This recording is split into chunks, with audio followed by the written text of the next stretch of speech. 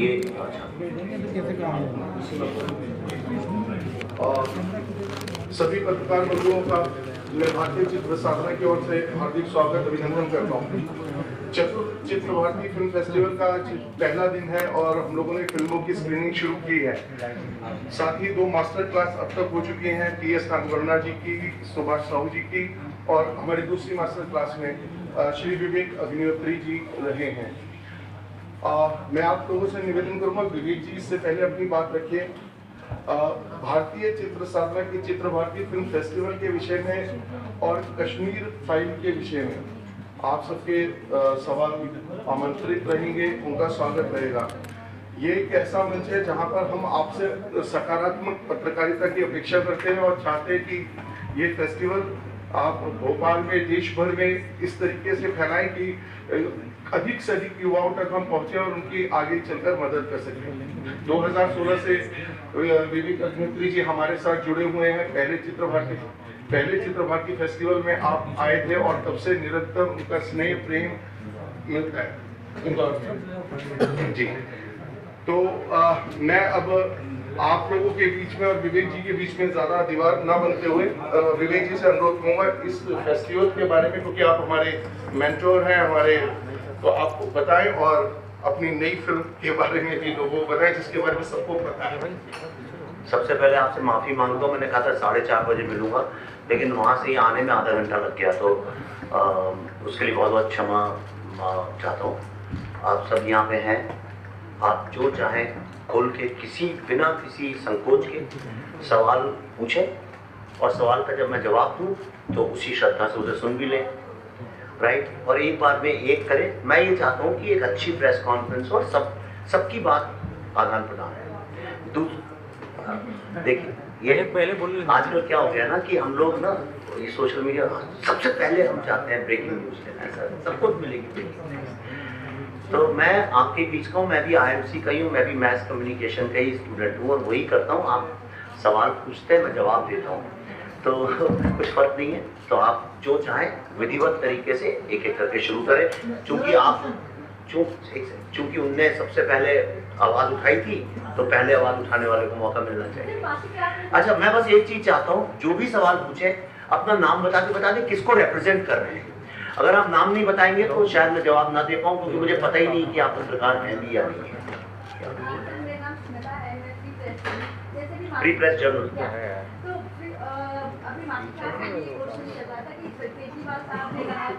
ये जो फिल्म है कश्मीर फाइल्स, उसको यूट्यूब पे आ जाना चाहिए। भाई देखिए, कई लोग तो ये भी चाहते हैं ईश्वर को धरती पे आ जाना चाहिए। नहीं, इसका जवाब आप सवाल पूछे जवाब दे रहा हूँ। मतलब अब देखिए, एक होते हैं मूर्ख, एक होते हैं महामूर्ख और एक होते हैं बड़े घाघ। इन तीनों लोगों से बच के रहना चाहिए, इनका जवाब नहीं देना चाहिए। सर क्या मुझे क्या परिचय करिए जी। कौन सा, मुझे नहीं पता किसकी बात कर रहे हैं। नहीं, आप ऐसे बताइए। मैं कभी खुद को भोपाली नहीं बताता, क्योंकि भोपाली का मीनिंग होता है होमोसेक्सुअल या नवाबी शौक। मैंने ऐसा बोला मैं अपने को भोपाली नहीं बताता हूँ? नहीं, आप कुछ गलत बोल रहे हैं। आपने कहा कि मैं भोपाली हूँ। मैं भोपाल से हूँ, लेकिन मैं भोपाली नहीं हूँ। भोपाल से लेकिन भोपाली नहीं हूँ। भोपाली लोग जो होते हैं वो होमोसेक्सुअल। अच्छा, हाँ ठीक है, तो उसमें कोई ऐसी इतनी ज़्यादा आप लोगों को परेशान होने की बात नहीं है। एक किसी यार दोस्त के साथ बैठ के कॉन्वर्सेशन होता है, अलग अलग तरह के कॉन्वर्सेशन होते हैं। कोई भी आदमी जो पढ़ा लिखा है इस बात को समझता है। और अगर आप पत्रकार हैं तो मैंने जब पढ़ा था IMC में पत्रकारिता क्या होती है और माखनलाल चतुर्वेदी जी की पुण्य भूमि में बैठा हूँ, तो गलत भी नहीं बोलूँगा और झूठ भी नहीं बोलूँगा और आप लोगों को खुश करने के लिए ऊटपटांग बात भी नहीं करूँगा, मैं सच बोलूँगा। मैंने सिर्फ इतना पढ़ा था, पत्रकार का सबसे पहला कर्तव्य होता है फैक्ट्स, रिसर्च करके फैक्ट्स पता करना, उसके बाद नैरेटिव। अब आपके सवाल में नैरेटिव पहले फैक्ट्स नहीं है, क्योंकि आपने खुद ही नहीं रिसर्च किया कि उसको तोड़ा गया है, मरोड़ा गया है, पूरा इंटरव्यू किस कॉन्टेक्स्ट में है, क्या बात चल रही थी, कहाँ से आया। और जहाँ तक बात है, वो आपने अगर बोला तो मैं आपको बता देता हूँ, उसमें शर्म की बात नहीं है। जब मैं वो ये कॉन्टेक्स्ट दिया था, जब मैं यहाँ बड़ा हो रहा था, जब मैं बहुत छोटा था, आप शायद पैदा भी नहीं हुए होंगे, आप भोपाल का भाव भी नहीं जानते होंगे, तब की बात कर रहा हूँ। तब यहाँ पे ये अरेरा कॉलोनी और ये सब चीज़ें नहीं थी। ये मूलतः एक बहुत ही गरीब शहर था, यहाँ पे टांगे चला करते थे, ठीक है, आपने टांगे देखे भी नहीं बैठे। अच्छा, आप भोपाल के ही हो? आप टांगे आगे यहाँ पे चला करते थे? तो हर शहर में, पूरा भी शहर में चलती है। क्या किसी भी शहर में चलिए, बम्बई में नहीं चलते, दिल्ली में नहीं चलते? तो ऐसे आपसे बात नहीं कर रहा, सवाल सुनिए, देखिए मेरी बात तो मुझे बोलने दीजिए ना, आप पत्रकार हैं ना, आप नेता तो नहीं है। अरे मैंने कहा भोपाल में टांगे चला करते थे, तो क्या गलत बोला इसमें मैंने? क्या गलत बोला मैंने इसमें? मैं तो ये कह रहा हूँ कि हर शहर में, पुराने शहर में नहीं, हर पुराने शहर में चलते हैं, नहीं चलते उससे मतलब नहीं। मैं भोपाल की बात करूँ, भोपाल में जब मैं यहाँ था तब चला करते थे टांगे। जब मैं आया तो मैं अपनी बात कर रहा हूँ, आपने मुझसे सवाल पूछा। देखिए मैं आपको एक बात बता देता हूँ, अगर आप पत्रकार की तरह बात, दीवार एक फिल्म थी, दीवार फिल्म में अमिताभ बच्चन और शशि कपूर एक ब्रिज के नीचे मिलते हैं। सबसे पहला सवाल अमिताभ बच्चन उनसे ये पूछते हैं, मुझसे बात करने वाला एक भाई है कि पुलिस ऑफिसर है, और कहता जब तक एक भाई बात कर रहा है भाई जवाब देगा, जब एक चोर बात करेगा तब पुलिस ऑफिसर। आप नेताओं की तरह बात करेंगे, मैं नेताओं जैसे जवाब दूंगा। अगर आप पत्रकार की तरह बात करेंगे तो मैं एक बिल्कुल फिल्मकार की तरह जवाब दूंगा, ठीक। तो किसी भी चीज को आज की तारीख में आप काट पीट के कॉन्टेक्स्ट चेंज करके कैसे भी कर सकते हैं, ठीक है। और ये सब क्यों हो रहा है? ये इसलिए हो रहा है क्योंकि लोग चाहते हैं कि कश्मीर का जो सच है लोगों के सामने ना है। 32 साल से जिन लोगों ने कश्मीर के ऊपर दुकानें खोली हैं, कश्मीर का जो आतंकवाद है इतना बड़ा व्यवसाय है कि उस व्यवसाय में कौन कहां घुसा हुआ है आप कल्पना भी नहीं कर सकते। फतवे मेरे नाम पे इशू है, आपके नाम पे नहीं है। तो मैं कुछ सोच समझ के और जिम्मेदारी से ये बात कर रहा हूँ। आज अगर पूरे विश्व में कश्मीर को सबसे सामने में लेके आया हूँ तो कुछ तो मेरी भी समझ होगी। आज उनको ये पता है कि जो हम लेके आए वो सच है। हैदर के खिलाफ क्यों नहीं किसी ने आवाज उठाई? मिशन कश्मीर के खिलाफ क्यों नहीं उठाई? फिजा, फैना, रोजा के भी इसलिए क्योंकि उनसे कोई खतरा नहीं था, वो तो टेररिस्ट लोगों की बात कर रही थी। नहीं, वही मैं आपको बता रहा हूँ, आप गलत बात इसलिए कर रहे हैं कि पहले आप पूरा इंटरव्यू देखिए, उसका कॉन्टेक्स्ट समझिए, किस कॉन्टेक्स्ट में क्या बात हो रही है। मेरा मतलब था कि शब्दों का धीरे धीरे अर्थ बदलता जाता है। एक शब्द जो आज जो मीनिंग करता है वो 50 साल बाद नहीं करता है। उस कॉन्टेक्स्ट में बात है। जब मैं यहाँ आया तो भोपाल में जो झूठ बोलते हैं उनसे नहीं, जो सच बोलते हैं उनसे बात कर लीजिए। जब मैं 4-7-8 साल का था भोपाल में आया था, भोपाली शब्द का वही अर्थ था। और आज जिस कॉन्टेक्स्ट में, आज जब मैं कहता हूँ सारे, मैं तो ट्विटर में दिन रात भोपाल की बात करता हूँ। भोपाल के बच्चे मुझे फोन करते हैं, सर आपने इतना गर्व करते हैं। मैं भोपाल के पोहे की पूरे दुनिया में बात करता हूँ, लड़ता हूँ इंदौर वालों से, भोपाल का पोहा बेटर है। मैं कहता हूँ दुनिया का सबसे खूबसूरत शहर मुक्ता जी, आपने पढ़ा हो 50 बार, इनको ही इंटरव्यू में बोल चुका हूँ, लोगों से लिखता हूँ, तो वो आप नहीं देखना चाहते हैं। पर एक टेढ़ा मेढ़ा करके इसे एडिट करके डाल दिया, उस पर आप उठा रहे। लेकिन आज भोपाली का शब्द, भोपाली का आज जो मतलब है वो है महिला का कल्याण, अच्छी सड़कें, शांति पूर्वक यहाँ शूटिंगें होती हैं, शांति प्रिय झील वाला शहर। भोपाली का मतलब है विवेक अग्निहोत्री। क्योंकि कांग्रेस उस पर प्रदर्शन कर रही है। करने दीजिए ना सर मेरा नाम आदित्य कुमार दुबे है सर। नाम जी हाँ, सर मेरा सवाल था आपसे इतना है। आप कहाँ से हैं, क्या नाम? Sir my name is Ananya Chaturvedi, I am from DNN news Bhopal.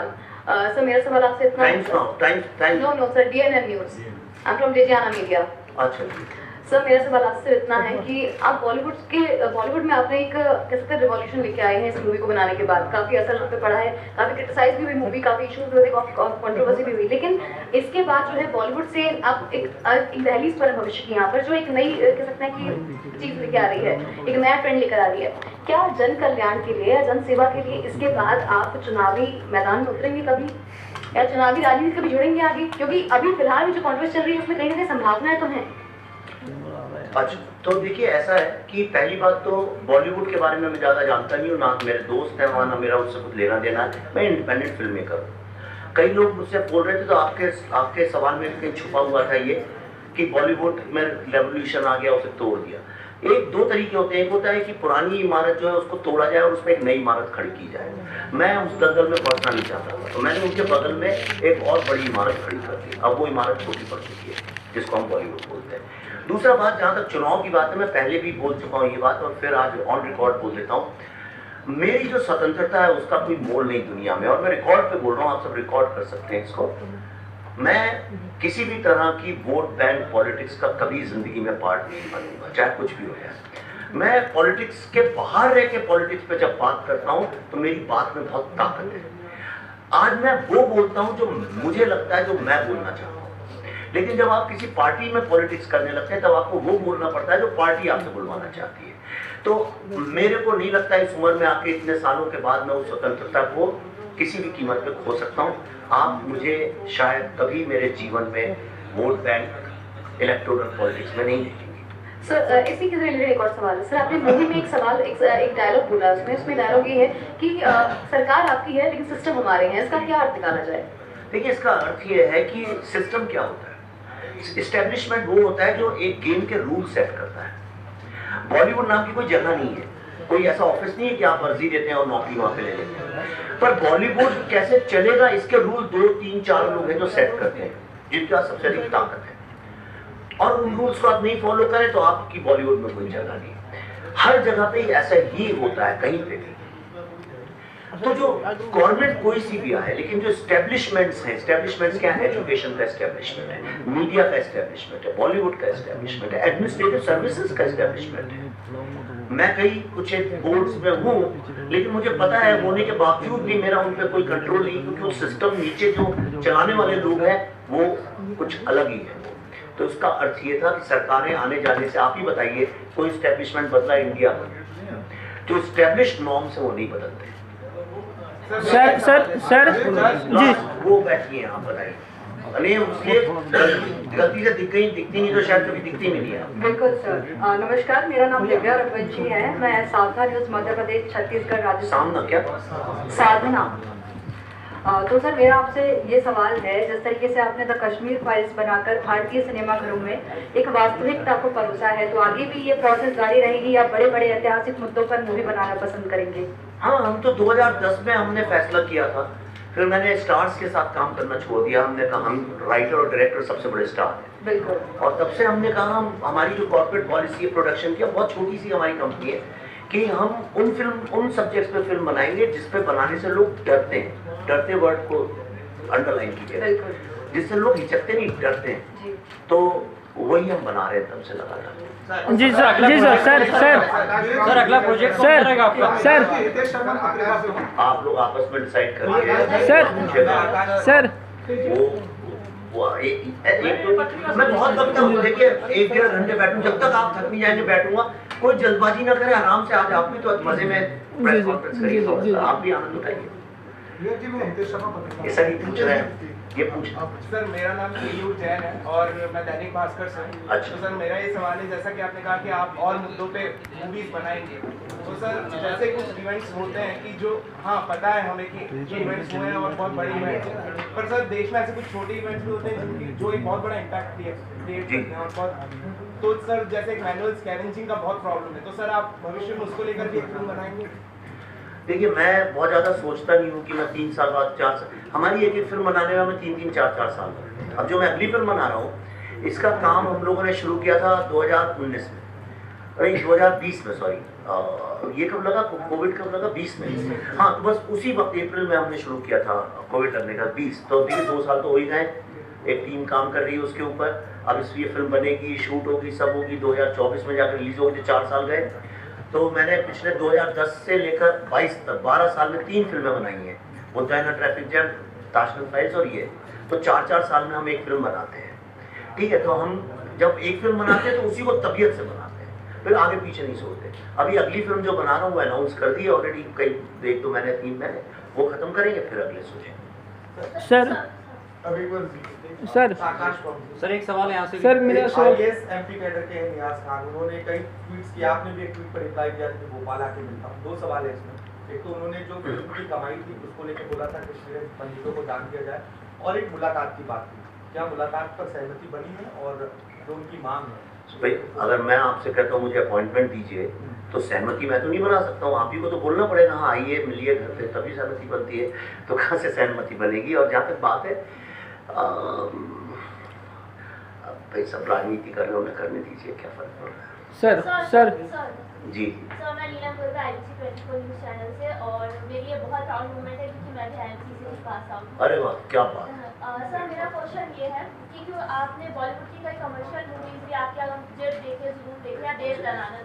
जिद मैंने नहीं बनाई, एक्चुअली मैं पढ़ रही थी। हाँ, मेरा नाम लिखा था क्योंकि शुरू में मैंने शुरू की थी, फिर अनुभव सिन्हा जी, हम बना रहे थे थ्रिलर, अनुभव सिन्हा जी बनाना चाहते थे एरोटिका, तो मैंने छोड़ दी, फिर उन्होंने कंप्लीट की, पर मेरा नाम उन्होंने नहीं हटाया। सर उसके बाद फिर आके हम Taj Mahal file, the Kashmir files, sir आप बॉलीवुड के मेन जो कहते हैं मेन बॉलीवुड उससे भी जुड़े रहे, उसके बाद एक टर्न लिया, पर जब भी द कश्मीर फाइल्स जैसी कोई मूवीज आती है बॉलीवुड दो धड़ों में बंटा हुआ नजर आता है। इस बारे में आपका क्या कहना है, क्यों जब भी अगर ऐसे कोई संवेदनशील मुद्दों पर फिल्म बनती है तो दो धड़ों में बॉलीवुड बंटता नजर आता है? अभी मैं तो बॉलीवुड से नहीं हूँ, शाम को आएंगे बॉलीवुड के स्टार, आप उनसे पूछिएगा।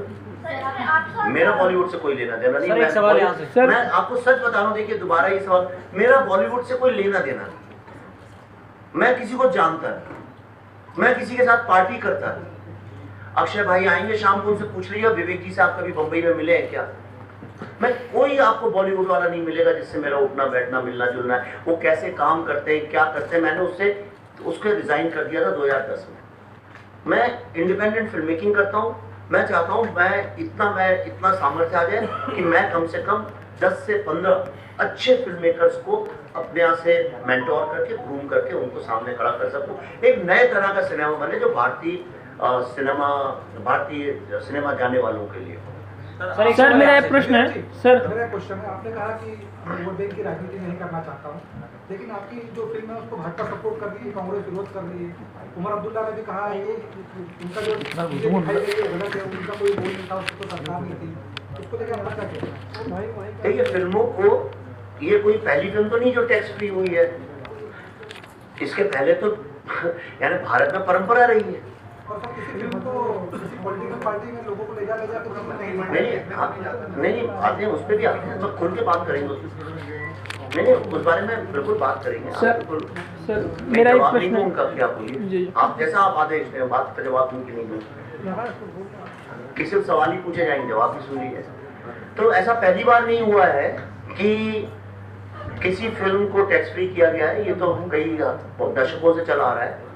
दूसरी बात यह है कि जब गांधी जी ने एक फिल्म देखी थी राम राज्य, तो उन्होंने बोला था ये हर भारतीय को देखनी चाहिए, और तब कांग्रेस पार्टी भर भर के लोगों को सिनेमा हॉल में ले जाके, जो अंधे थे उनको भी ले जाके राम राज्य दिखाती थी। उसके बाद नेहरू जी ने एक गाने को पैट्रोनाइज किया, ऐ मेरे वतन के लोगों, और उन्होंने कहा ये हर घर में बजना चाहिए। ऑल इंडिया रेडियो उसको आज तक बजाता आ रहा है। नेहरू जी ने बोला था मजरूर सुल्तानपुरी मेरी बुराई करते हैं, उनको जेल में डाल दो, उनको जेल में डाल दिया गया। इंदिरा गांधी ने भी कौन सी फिल्म थी वो शहीद या कौन सी एक फिल्म थी मनोज कुमार की, उसको पैट्रोनाइज किया था। सुनील दत्त साहब की भी एक फिल्म को किया था, मदर इंडिया को भी किया गया। हाँ नहीं आंधी नहीं, मदर इंडिया को। और गांधी के वक्त में तो सारे सरकारी ऑफिसर्स को ये ऑर्डर था कि हर सरकारी ऑफिसर जा जाके सिनेमा हॉल में देखे, और इसमें कोई गलत बात नहीं है, इस सारे विश्व में होता है, ऐसा नहीं कि इंडिया में हुआ। आपको आश्चर्य हो रहा होगा, मोदी जी है इसलिए इसको एम्पलीफाई ज्यादा मीडिया कर देता है, लेकिन ये कहीं ना कहीं किसी ना किसी लेवल पे चलता है। ये जो फिल्म है इसका एक बड़ा ऐतिहासिक वो है। अगर आप ये कहना चाह रहे हैं कि ये राजनीति से चल रही, तो पहली बात आप लोग का रिसर्च थोड़ा कमजोर है। ये फिल्म 8 नवंबर के बाद अमेरिका में दिखानी शुरू हुई थी, तब भारत में किसी को पता भी नहीं था। अब जब इस फिल्म को वॉशिंगटन डीसी में देखा गया, तो जैसे इंडिया की पार्लियामेंट है, ऐसे अमेरिका में उसको बोलते हैं द कैपिटल हिल पे है द कैपिटल। वहां पे हमारे और पल्लवी जी के लिए कांग्रेशनल रिसेप्शन रखा गया, उनके सेनेटर्स आए, कांग्रेसमैन आए, उन्होंने कश्मीर जेनोसाइड के बारे में इतनी बातें करी। अब आप बताइए क्या मोदी जी ने अमेरिका की भी सरकार को खरीद रखा है? आप दीजिए जवाब सर। तो ऐसा नहीं है। और जो लोग जा रहे हैं, देखिए राजनीति की एक सीधी सी बात है, राजनीति की हवा उसी दिशा में चलती है जो जनता जनार्दन के मन में होता है। जनता जनार्दन देख रही है। आज 2 करोड़ लोगों ने ये फिल्म देखी है, लगभग 2 करोड़। आप किसी भी में आप देखिए, आप पत्रकार खुद रिसर्च करिए, किसी भी सिनेमा हॉल में चले जाइए, किसी भी कहीं भी किसी भी सिनेमा हॉल में चले जाइए, अपने किसी दोस्त से पूछ लीजिए जिसने देखी हो, उससे पूछिए कि उसको क्या सरकार ने भेजा था, क्या बिरयानी भेजी थी कि जाके अपनी माँ के साथ रो वहां पे। तो जो लोग रो रहे हैं, आपको लगता है राजनीति है वो? किसी मेरे से नहीं पूछिए ना, आप सड़क चलते जिसने देखी है, यहाँ घूम रहे होंगे कई लोग जिन्हें देखी होगी, आप में से भी किसी ने देखी होगी। किसने देखी है कोई बताए? आपको कहीं आंसू आए, कहीं दिल को दुख हुआ, तो आपको किसी ने बिरयानी तो नहीं भेजी थी कि भाई खा लो और दुखी हो जाना। फिल्म की भी कोई मैं समझ गया, और जो भर भर के लोग ले जा रहे हैं वो उनकी राजनीति है, मैं क्या कर सकता हूँ उसके, मेरा उससे कोई लेना देना नहीं है। मोदी जी ने जो बोला वो सही बात बोली कि भाई सत्य है, अगर आपको लगता है आपके पास बेटर सत्य है तो आप भी ये फिल्म बना लीजिए। सर मेरा प्रश्न है सर ये सवाल तो सरकार बताएगी, मैं कैसे बता सकता हूँ। आज हर व्यक्ति हिंदुस्तान का नहीं पूरे विश्व में ये सवाल अगर कर रहा है, कश्मीर जन जन की जुबान पे है आज इतना बड़ा डिस्कोर्स कि आप यकीन नहीं करेंगे, अमेरिका की जो सबसे बड़ी मैगजीन है, जो विश्व की सबसे प्रतिष्ठित मैगजीन, सबसे बड़ी लेफ्टिस्ट मैगजीन मानी जाती है, जो लगातार भारत को काऊ डंग ईटिंग सोसाइटी बोलते हैं, आज उन लोगों ने मेरे को मेल लिखा है और मेरा इंटरव्यू करने वाले हैं 6 पेज का कुछ एक दिन के अंदर, राइट। तो मतलब सारा विश्व हमको इस बात पे कांग्रेस भाई कैपिटल हिल में अगर बुलाया गया तो एक फिल्म ने अगर इतनी जन जागृति की है तो उसको उसका सवाल उससे पूछे और जो बाकी सवाल है वो उन लोगों से पूछे। सर कश्मीरी आपने जो फिल्म बनाई है, आप कहाँ से नाम बताएं? सूरज शर्मा बंसल न्यूज से, तो आपको लगता है वर्तमान में कोई ऐसा कौन सा विषय है जिस पर आपकी अगली फिल्म बन सकती है? मैंने अनाउंस तो कर दिया था डेली फाइल्स नाम से। विवेक जी एक सवाल था, कहाँ से आप नाम? विकास सक्सेना स्वराज एक्सप्रेस से हूँ मैं। एक सवाल था सर, मध्य प्रदेश के पूर्व मुख्यमंत्री दिग्विजय सिंह ने एक ऑफर आपको दिया है क्या? जब मध्य प्रदेश के सीएम ने उनसे कहा कि हम आपको आमंत्रण दे रहे हैं कि आप कश्मीर फाइल्स देखने आइए, तो उन्होंने कहा है कि हम एक पत्र विवेक जी को लिख रहे हैं और उसमें बहुत सारे उन्होंने जिक्र किए हैं कि व्यापम फाइल्स जैसी अगर आप बनाते हैं तो उसका पूरा बजट वो देंगे, तो इस पर आप क्या कहेंगे? ये उनका आशीर्वाद है कि उनको लगता है कि सारे भारत के सत्य बताने का ईश्वर ने मेरे को ही आशीर्वाद दिया है। वो इतने साल राजनीति में रहे, कुछ एक सत्य या झूठ जो चाहे वो बता सकते हैं, पर अगर उनका इतना प्रेम है मुझसे, उन पर भरोसा है मुझ पर, तो मुझे उसके लिए बहुत बहुत धन्यवाद। सर द कश्मीरी फिल्म एक प्रोपेगेंडा फिल्म है सर, ऐसा लोगों का कहना है। सर ये आइडिया पता नहीं, जब कुछ होना होता है दुनिया में तो वो कुछ अच्छा होना होता है तो वो जो सबसे बड़ा उपासक होता है उसको भगवान माध्यम बना लेता है। मैं सरस्वती का उपासक हूँ, शायद इसलिए मुझे उसका माध्यम बना लिया। सर हेलो, हाँ ठीक है, ये एक अच्छा आपने पूछा है सर, ये बड़ा अच्छा सवाल आपने किया है। आज सुबह जब मैं मुख्यमंत्री जी से मिला तो वहाँ हमने पौधारोपण के लिए हम लोग गए थे, तो वहाँ मैंने उनसे एक निवेदन किया कि ये जो पौधे हैं इनके नाम रखे जाएं शिव और शारदा। शिव और शारदा मतलब शिव और सरस्वती, भारत के कण कण में शिव और सरस्वती मिलते हैं, हर घर में हर स्कूल में सरस्वती की उपासना होती है और ये दोनों कश्मीर के देवी देवता हैं। और फिर एक तीसरा पौधा भी था, तो उन्होंने कहा एक तीसरा भी पौधा है, इसका क्या नाम सोचा नहीं क्या रखें, तो मैंने कहा उसका नाम श्यामा रख दीजिए, श्यामा प्रसाद मुखर्जी जी के नाम पे, जिनने बलिदान अपने जीवन का कश्मीर के लिए किया। उसके बाद प्रेस कॉन्फ्रेंस थी, अचानक जब बात चली, कई कश्मीरी महिलाएं थी जो रो रही थी, आप अगर वहाँ थी आपने देखा होगा, मुझसे बहुत चिपक के रो रही थी वो, तो मेरे दिमाग में ख्याल आया, मैंने उनसे बोला मुख्यमंत्री जी से कि सारे विश्व में होलोकॉस्ट म्यूजियम्स हैं, और मैं अभी गया था रिसेंटली 2-4 में अमेरिका, तो होलोकॉस्ट म्यूजियम जो है वो इतना बड़ा टूरिस्ट अट्रैक्शन भी है, पर आपको याद दिलाते हैं कि आइंदा कभी दोबारा किसी का शोषण इस तरह से ना हो।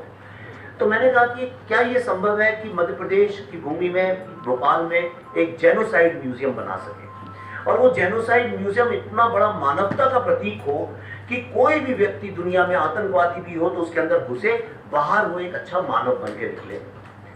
अब मैंने ये बात बोली, लेकिन मुख्यमंत्री जी ने वहीं के वहीं बोल दिया कि आपने सुझाव दिया, ये हम कर रहे हैं और भोपाल में ही ये जेनोसाइड म्यूजियम बनेगा। और मैं निकला, गाड़ी में बैठा, 5 मिनट में उनके मंत्रालय से, उनके ऑफिस से मेरे को फोन आया सेक्रेटरी साहब का, और उन्होंने कहा कि आपका क्या है ये सब, और हम इसको कर रहे हैं और ये ऑफिशियल है, इसको आप पॉलिटिकल बात ना समझें। और उनने हमको उस पर आगे कार्रवाई हो गई। हम इतनी तेजी से भागते हैं कि हमने अभी तक बहुत कुछ उसमें आगे कर भी दिया है, तो ये बहुत जल्दी हो भी जाएगा। सर अच्छा, दूसरी बात मैं ये बताना चाहता हूँ, मैंने ये भी बोला उनको कि आप हमें सिर्फ जगह दें, बाकी हमें आपसे कोई आर्थिक मदद नहीं चाहिए, ये सब जो मैं करूंगा अपने सामर्थ्य से जो भी होगा आर्थिक, और ये भारत की और विदेश की जनता इसमें अपना कंट्रीब्यूशन करके इसको खड़ा करेंगे। सर ये विश्व का पहला जेनोसाइड म्यूजियम सर मेरा नाम आदित्य कुमार दुबे है जी सर। जेनोसाइड म्यूजियम बोलेंगे सर मेरा नाम आदित्य कुमार दुबे है और हम चंपारण नीति अखबार के संपादक हैं। और द वायर ने सर छपा है कि द कश्मीर फाइल्स एक प्रोपेगेंडा फिल्म है जिसका मकसद मुस्लिमों के खिलाफ भावनाएं भड़काना है। आपका इस पे क्या विचार है सर? आपने फिल्म देखी है? सर हमने फिल्म नहीं देखा है सर। अच्छा सर आप एक बार फिल्म देखी है? जी सर। और अगर उसका मकसद ऐसा होता जी तो ये संभव ही नहीं था कि लोग भर भर के रोते, है ना। और दूसरा, आज ये हो गया दुनिया भर में लोग जा जाके जहां भी कोई कश्मीरी हिंदू दिखता है उसको गले लगा रहे हो, कह रहे हैं आई एम सॉरी। मानवता का इससे बड़ा उदाहरण कहाँ मिलेगा? बाहर अभी मैंने वीडियोस आए हैं जो मैंने डाले भी हैं, कुछ अमेरिकन लोग, ब्लैक लोग किसी हिंदुस्तानी को देखते हैं तो उसको गले लगा लेते हैं और कहते हैं आई एम सॉरी। एक फिल्म ने इतनी बड़ी मानवता को लेके जन जागृति की है और 2 करोड़ जैसे मैंने कहा लोग, उनको कोई शिकायत नहीं है। तो जो सिनेमा के अंदर जो लोग फिल्म देखने जा रहे हैं वो अंदर इस दर्द और पीड़ा की कहानी को देख के रो रहे हैं, और जो लोग बाहर बैठे इस फिल्म को नहीं देख रहे हैं वो इस बात पे रो रहे हैं कि ये लोग फिल्म देख के रो रहे हैं। तो आप शायद इनकी बात कर रहे हैं जो बाहर बैठ के रो रहे हैं कि ये फिल्म इतनी सफल क्यों हो रही है। सर मेरा नाम शिवम शर्मा है, हिंदुस्तान समाचार से। अरे हाँ सॉरी, हाँ वो लाइटें आती है ना बेटा, दिखती नहीं है शक्ल। सर कश्मीर फाइल्स में से कुछ सीन्स काटे गए हैं फिल्म बोर्ड के द्वारा, तो पहले भी ऐसी कई फिल्म्स आई हैं जिसमें यानी ऐसे बहुत सेंसिटिव सीन्स थे, तो इस पे आपका क्या कहना है? अब देखिए वो एक व्यवस्था है, कई सालों से चली आ रही है। उस व्यवस्था में कुछ उसके कायदे कानून हैं जो कॉन्स्टिट्यूशनल कायदे कानून हैं। तो कई बार क्या होता है उन कायदे कानूनों की आदत पड़ जाती है लोगों को, तो अभी भी पुराने तरीके से ही देखते हैं। जमाना बदल गया है, आज सोच अलग है। तो जैसे 18+ का जो सर्टिफिकेशन है वो एक मजबूरी है जो करना पड़ता है, राइट, क्योंकि वो पुराना एक चल रहा है। लेकिन आप देखिए 18 साल पहले, आज से 20 साल पहले जो 18 साल का बच्चा था और आज जो 18 साल का है, दोनों की समझ में, अवेयरनेस में बहुत जमीन आसमान का अंतर है। पर फिल्म आप रिलीज हो चुकी है, दुनिया देख रही है, तो मैं तो ये कहूँगा बीती ताई की सारी दे। जी सर। कहाँ से? सर आपने इससे पहले ताशकंद फाइल बनाई थी सर, उसके बाद फिर से आपने दूसरी कंट्रोवर्शियल बनाई है, तो सर इसमें कंट्रोवर्सी क्या है? हाँ सर, तो कंट्रोवर्सी क्या कंट्रोवर्सी है?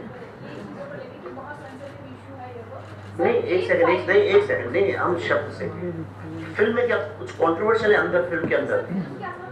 बाहर कुछ लोग कंट्रोवर्सी कर रहे हैं, हाँ, तो उसका मेरे को कोई मतलब नहीं। जब हमने शुरू किया था तभी डिसाइड किया था, आपने शायद पढ़ा नहीं होगा तब, कि हम 3 फिल्में बना रहे हैं। इसको ट्रिलॉजी बोलते हैं फिल्म इंडस्ट्री में, फिल्म लाइन में। मतलब एक 3 फिल्में बनाने का एक ऐसा रहता है कि कोई थीम इतनी बड़ी हो तो उसके ऊपर आपको 1 नहीं 2 या 3 इंटरप्रिटेशंस चाहिए होते हैं। तो इंडियन डेमोक्रेसी में जो आप 3 शेर देखती हैं, 3 शेर क्या हैं? तो मैंने सोचा कि 3 बुनियाद क्या है, कौन से वो पिलर्स हैं, स्तंभ हैं जिसपे एक प्रजातंत्र टिका होता है। मुझे लगा वो 3 पिलर्स हैं। पहला है सत्य, दूसरा है न्याय और तीसरा है आज़ादी।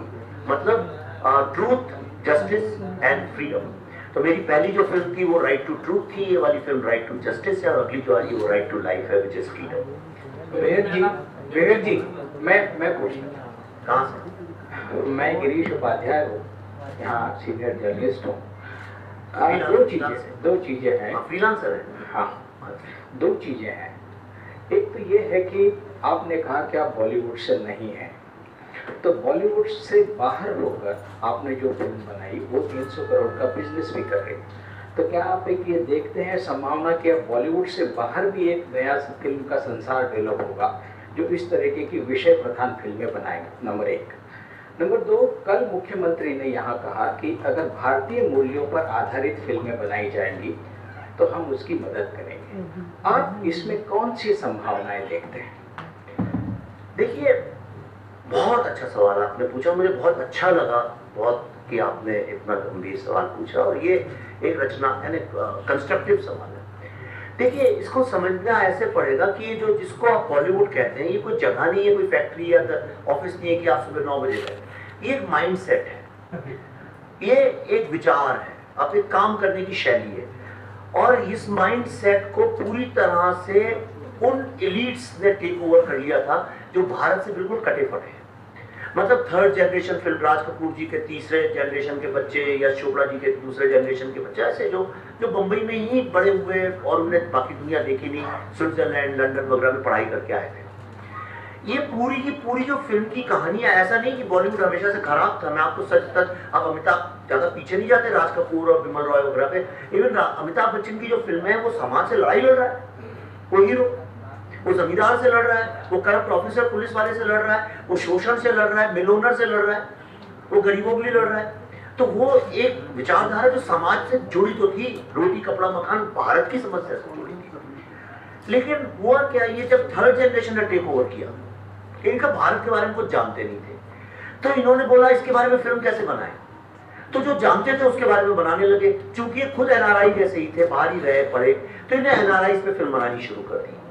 ये पूरा जो लिबरलाइजेशन के बाद का जो पीरियड है 20-25 साल का, इसमें आप देखिए सारी फिल्में एनआरआईज के ऊपर बनी है, या एनआरआईज द्वारा बनाई गई है, या एनआरआईज के लिए बनाई गई। यही कारण है कि जब वो एक, मैं किसी की बुराई नहीं कर रहा हूँ, प्लीज मेरे को गलत अर्थ में ना लेने, कल को 5 साल बाद कहेंगे आपने वो देखिए ये बोला था, वो कब की बात कहाँ वीडियो में उल्टी सीधी होती है, इसलिए मैं ईश्वर को साक्षी मान के साथ। अब जैसे बरेली की बर्फी बहुत अच्छी फिल्म है, मुझे भी बहुत अच्छी लगी, लेकिन वो बरेली नहीं है।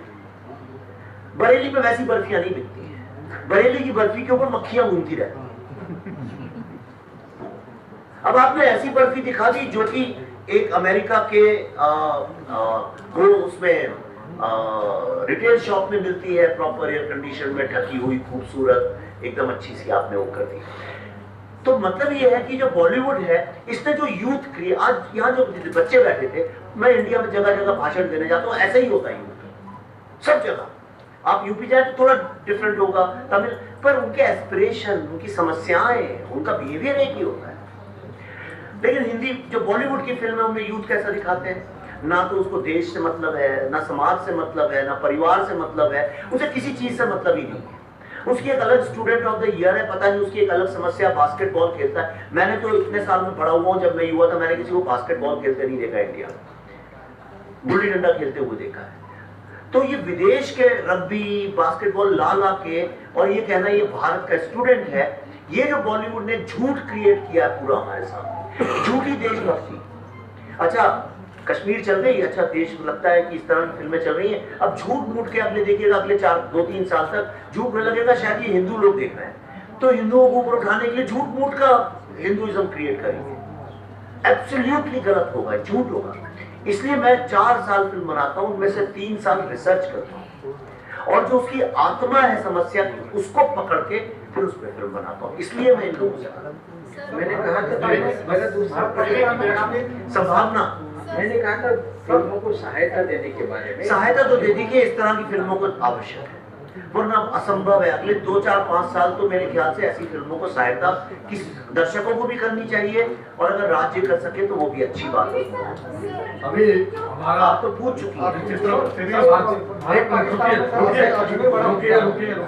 अग्निहोत्री जी इधर से सवाल लेंगे क्या?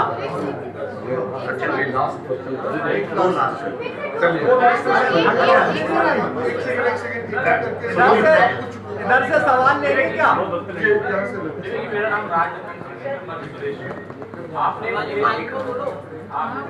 फाइल बनाने के 4-5 साल के 7 साल और उसकी आपने बताया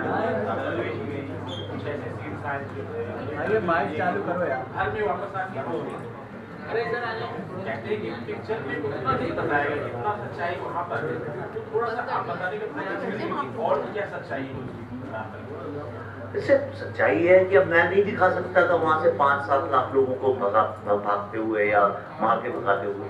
मैं तो नहीं 4000 मर्डर दिखा सकता था, अरे इतने ग्रूसम रेप्स हुए वो मैं नहीं दिखा सकता था। तो पूरा सत्य मैं आपको ये बता सकता हूँ कि भी इस कमरे में सांप है, पर कमरा तो आपका है, अब ये काम आपका है, आप ढूंढे सांप का है, मैंने आपको चेतावनी दे दी है। आखिरी सवाल है, आपके पड़ोस में बैठे सर मैं 1 मिनट आपका वेट कर रही हूँ आप आपके साथ वन कल करते हैं सर। आज मैं 1 बजे से सर लगातार आपका वेट आप गलत कर रही हो, पर इनसे परमिशन ले लीजिए। अग्निहोत्री जी नहीं, अभी ऐसा है कि सुनिए कल होटल में अभी 6 बजे सुनिए अग्निहोत्री 6 बजे रुकिए एक लास्ट सवाल। अभी 6 बजे उद्घाटन का समय हमारा हो रहा है, उसमें अक्षय जी भी आने वाले हैं, आपको भी जाना है।